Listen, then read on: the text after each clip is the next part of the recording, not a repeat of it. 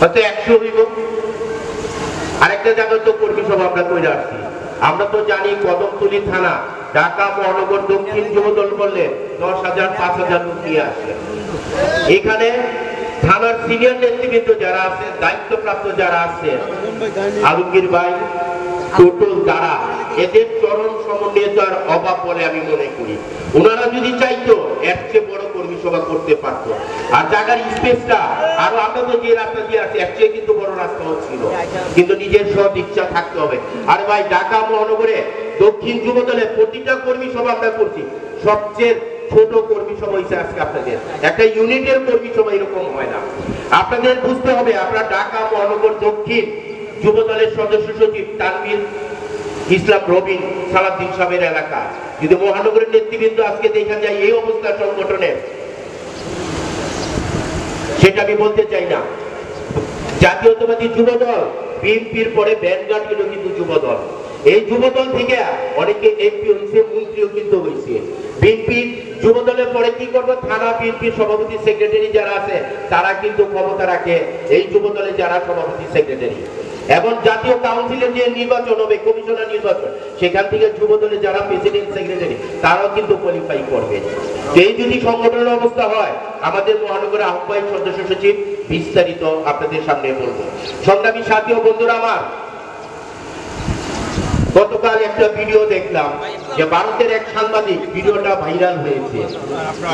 সে ভিডিওতে কি বলছে, ভারতের সাংবাদিক যে স্বৈরাচার বিরোধী এরশাদ কিন্তু দেশের কারণে নিজের স্বেচ্ছায় কারাবরণ করেছে, নিজের দেশের কারণে, নিজের দলের কারণে।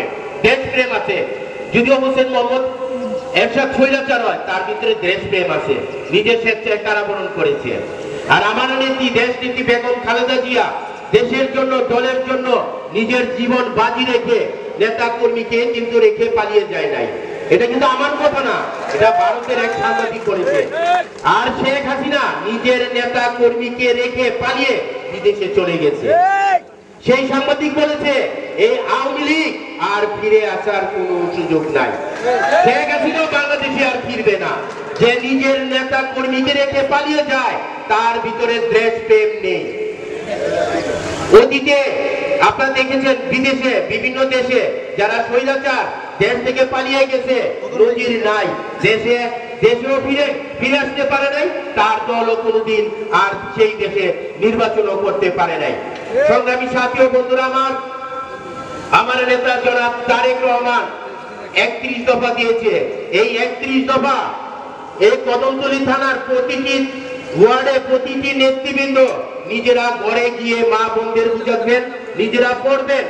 এবং আগামী সংসদ নির্বাচনে এই অন্তর্বর্তীকালীন সরকার যেটা বাস্তবায়ন করতে যাচ্ছে, এই 33 দফা ফলো করলে রাষ্ট্রের সর্বোচ্চ যে সমস্যা সমাধান হয়ে যাবে বলে আমি বিশ্বাস করি। এই 54 নং ওয়ার্ড যুবদলের প্রত্যেকটি নেতা কর্মী সবাই ঐক্যবদ্ধ হয়ে আগামী নির্বাচনকে সামনে রেখে সবাই তো ঐক্যবদ্ধ আছেন না? ধানের শীষের পক্ষে কি কাজ করবেন না?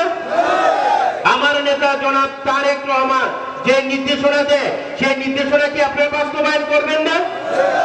ইনশাআল্লাহ আগামী দিনে যে ধানের শীষের প্রার্থীকে দিবে, সেই ধানের শীষের প্রার্থীকে বিজয়ী করে আমরা ঘরে ফিরবো, এই আশা প্রত্যাশায় ব্যক্ত করে আমি আমার বক্তব্য শেষ করছি।